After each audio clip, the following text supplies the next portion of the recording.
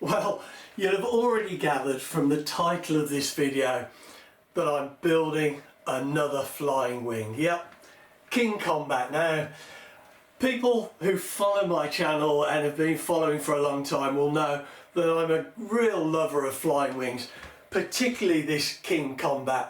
And I know there's some of you out there that are going to be, oh no, not another flying wing. And even some of my friends who I fly with, when I've said to them, I'm going to build another flying wing, are going, oh dear. But they are really nice to fly. And I am still flying the last one I built, which has got an Irvine 25 in it. And it flies lovely. And it really is a joy because it's fast and manoeuvrable, and yet it's got no bad habits, and it will come in as slow as you like. Here's a very, very short clip of it flying just to make a point.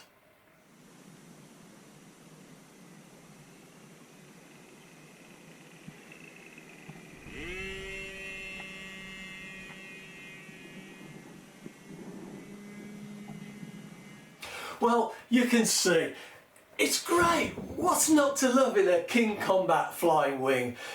But you're probably thinking, well, okay, if he's still flying that one, why is he going to make another? Well, that one is getting a little bit tired, and I had a little bit of a bumpy start with it a few weeks back and ended up having to give it a CA bath just to stop the engine mount from lifting up a little bit as I open the throttle and causing it to climb a little bit unpredictably. But it's fine now, and it's still flying lovely. But what I want to do is make a diesel one. I've been wanting to put a diesel in this flying wing for quite a long time. And I recently picked up this lovely PAW. It's a 19 size engine, and it's one of their twin ball race engines, so it's one of the more efficient. So as far as power to weight ratio, you don't get much better than this from the PAWs. And this is a really good size and weight, I think, for this flying wing. So I'm going to be building a diesel version. I suspect it's not going to be as fast as the flying wing with the Irvine 25, but only time will tell. And it'll be good to have the exhaust perhaps coming over the top of the wing, because with the King Kombat at the moment, I've got a pinch point underneath that I can launch it. If you're not careful, the exhaust on the bottom blows oil into your eyes as you're going, which is kind of the last thing you want when you've got a fast, manoeuvrable, responsive flying wing in the air, to have your eyes streaming with oil. But anyway, I'm going to start to build a new one. So the plans I'm going to be using are these King Kombat plans, which I've downloaded from AutoZone, and originally they were in RC Modeler magazine, and I think it's from about the set 1970s, something like that. They're certainly an old design. Now, this isn't going to be a detailed build series. I've done that before, and I've also done building blogs of the second one that I built. So not a detailed build series, but I'm going to be just another build blog, just showing the construction of this in stages and how I'm getting on. And I've been working on this already, and I've produced my ribs, so I've got a lovely set of identical ribs here. I've also got the two fins, which I might end up putting some lightning holes in, trying to make this nice and light, so it's nice and fast. And I've got the wing tips done. I've also got the balsa for the trailing edge and the spars, and I'm hoping this morning to get the basic structure of this wing built. So we'll come back and have a look at that once it's done. Well, you can see I've really been cracking on with this wing now, and I've got the basic skeleton finished, and I'm really pleased with how it's gone. It's lovely and flat, straight leading edge there, and you can really see this starting to take shape now. What I'm going to do now is I'm going to glue in the engine bearers, and I thought I'd just show you how I was going to set that up. I'm going to glue it in with epoxy, but I'll show you the setup first. Right, we've got our engine here, and there's a few things we need to consider about the setup. We want to have the centre of the shaft crankshaft in the very centre of the wing. Now when we mount that on the beach bearers like that, the top of the beach bearer, the underside of the mounting lug here, is the very centre of that crankshaft, so that's important to remember. So what I've done is I've put a front rib section here. I've glued it between the spars and the front leading edge, and this side of it is the very centre of the wing. So if we put the beach bearers in like this, then we know that this top edge here, or this side edge I suppose, which the engine is going to be mounted on, is going to be exactly central to the wing, and we'll get the crankshaft central to the wing. So knowing that, what we need to do is set the wing up itself. Now it's a symmetrical wing, so it's rocking all over the place.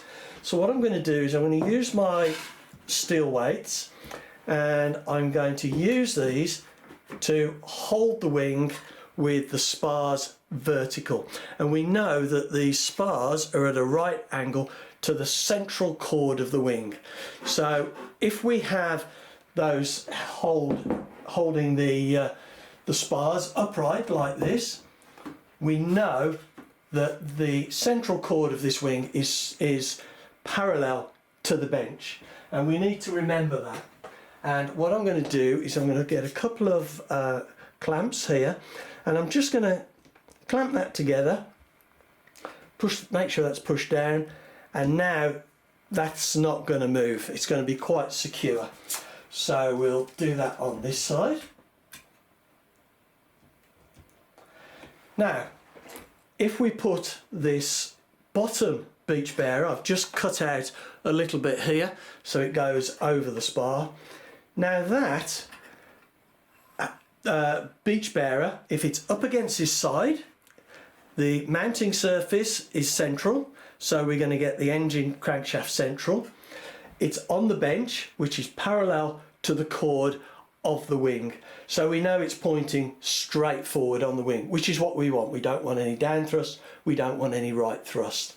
We've also got the top one again with a piece cut out, which is going to go like that, and we have a piece of balsa which is exactly right for the distance of the mounting lugs here. So if we space the beach bearers with this by putting it in, and there's a little bit of a notch there which will go up against the leading edge, and if we slide that in now, that is a really nice tight snug fit.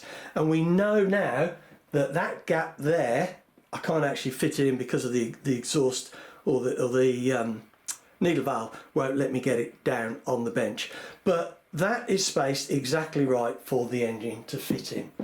And we've got another piece of balsa here which is the same as the piece at the back, so if we just slip that in the front, that will hold those two beach bearers parallel to each other. So they're parallel to each other and they're in line with the chord of the wing, which is what we want. Now the last thing we need to do is just make sure that they're not to the right or to the left, sorry, to the left, to the right, whatever. So we need to make sure they're square in relation at a right angle to the leading edge. So I'm going to use my two big blocks like this, and I'm just going to push those up against the leading edge like that. Now these are square, all the surfaces are square, and I'm just going to push these together and pinch that like that, and make sure against the leading edge and square to the or flat against the beach bearers. And now that is perfect. We have no up thrust, no down thrust, no right thrust or left thrust, and that is how we are going to glue it. Okay, all set up now. I've got that nice and square. I've put a weight on here just to make sure those beams are at the right distance, and I've got my spacer in there. I've also put a clamp just to make sure that the back of the beams and the balsa infill is all pressed up against that short rib, so it's all nice now and square, and I'm just going to leave that for the epoxy to cure. Well, I have really been cracking on with this wing now, and it's really starting to look good. and taking shape. I've got the underside totally finished, I guess. It's looking great, got all the cap strips and the sheeting on. Still got the wingtips to put on, but that's a nice easy job. Still got a bit of work to do on the front, and we'll take a closer look at that now. So if we look at this side, we've got the cap strips on and we've got all the sheeting on the front leading edge. I'll turn it round in a minute. Haven't got this side done yet, and I'll explain the reasons behind that. But I've got this piece of sheeting that goes on with the locations for the two servos for the elevons, and we've just compartmentalized this, so this is going to be where the radio equipment goes. A little bit smaller than shown on the plans. On the plans it comes right across, and other ones I've built have come right across, but I'm just going to limit it and make it smaller on this one, and that's partially because on the previous ones the fuel tank was coming in to this section, but it's not on this, or at least as far as the plan is at present. Now I've got the sheeting, as I said, on this front leading edge here. It's gone on lovely, and I've left it off here, and I haven't glued this on because I need to get that sheeting on first. But the idea that I'm kind of toying with is, now the engine, let me just show you that first. The engine is going to go on the side there like that. Now one of the reasons I've sheeted this in as well and not made it a hatch is because I'm going to have a bit of a pipe coming down here, and I didn't want that to be over a hatch because it'll make it harder to get the hatch open. And I've put in a couple of beach blocks here, which you can see, just to screw some hold downs for this piece of pipe. I've just got this this very thin piece of pipe. I need to cut it to length and bend it a little bit, but essentially that's going to go something like that. So it'll be nice, it'll throw a lot of the oil further back or back off the model. I know we'll still get oil coming on the model, but it just, and also it just adds a little bit of kind of meanness to it to have a little bit of a pipe like that. So put that on one side. So we've got that sheeting, but before I stick that on, I need to do the sheeting on this leading edge. And I think I'm going to make a fuel tank area round about there, and if I just lean over, get this, and I'm going to bring the sheeting all the way along and bring it to somewhere like this, and maybe a little bit up the front, a little bit down, and leave just enough room. I need more hands on, I've got to do this, just enough room to get this tank in and out, so we can see the tank. It'll be set in foam and we can see how much fuel is in it. So I think that might be quite a nice solution. I'll put a drain hole in the bottom of here, I'll fuel proof that, and it will be a kind of enclosed fuel bay. In the past, when I've had a fuel tank coming here, I did have it leak the one time and fuel got everywhere, all over the radio equipment.